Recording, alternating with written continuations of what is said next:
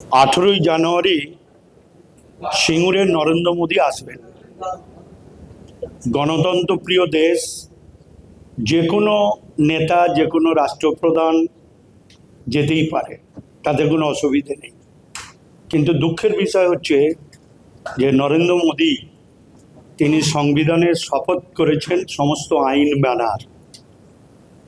আমি জানি যে আমরা সকলেই জানি যে তিনি বাংলা বিরোধী, বাংলার মানুষের কল্যাণ চান না। তিনি কখনো মানুষের নোটবন্দির নামে লাইনে দাঁড় করিয়েছে, ব্যাংকের বইয়ের সাথে আধার কার্ডের যোগের জন্য লাইনে দাঁড়িয়েছেন, গ্যাসের কার্ডের সংযোগের আধার কার্ডের সংযোগের জন্য লাইনে দাঁড় করিয়েছেন, আবার এসআইআর নিয়েও লাইনে দাঁড় করিয়েছেন। প্রায় 200 জনের ওপর এটি মারা গেলেন। কিন্তু দুর্ভাগ্য, সিঙ্গুরের বুকে যে সেবা করতে আসছেন, যে সভায় জমি যায় যে জায়গায়, সেই জমির কোনো পারমিশন নেওয়া হয়নি। এ ব্যাপারে জমির মালিকরা সিঙ্গুর বিডিও এবং সিঙ্গুর থানাকে জানিয়েছেন প্রয়োজনীয় ব্যবস্থা নেওয়ার জন্য। আমাদের আক্ষেপ এটাই যে সিঙ্গুরে যে কেউ আসতে পারে, এর আগেও অনেকে এসেছে, কিন্তু তারা সকলেই নিয়ম মেনে এনেছে। কিন্তু দুঃখের বিষয়, এদেশের প্রধানমন্ত্রী তিনি ল্যান্ড ওনারদের পারমিশন না নিয়ে যেভাবে সভা করতে আসছেন, সেটা সম্পূর্ণ অনৈতিক।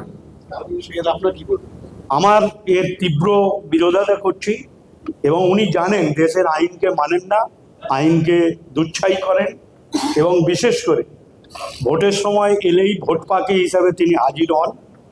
আসুক, ক্ষতি নেই।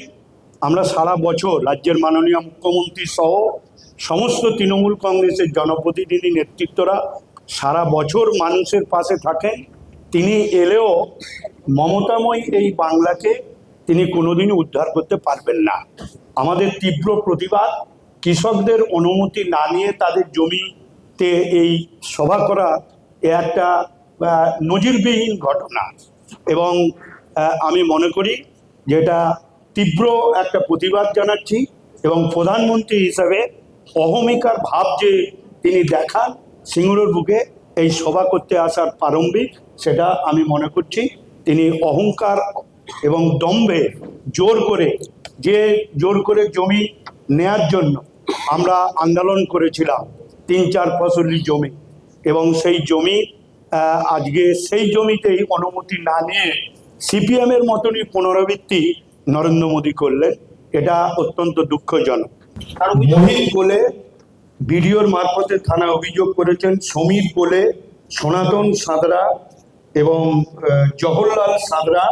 আরেকটি কোম্পানি যেখানে কন্ডম ফ্যাক্টরি ছিল, সেই ফ্যাক্টরিকে বামপন্থীরা গুঁড়িয়ে দিয়েছিল, সেই কোম্পানির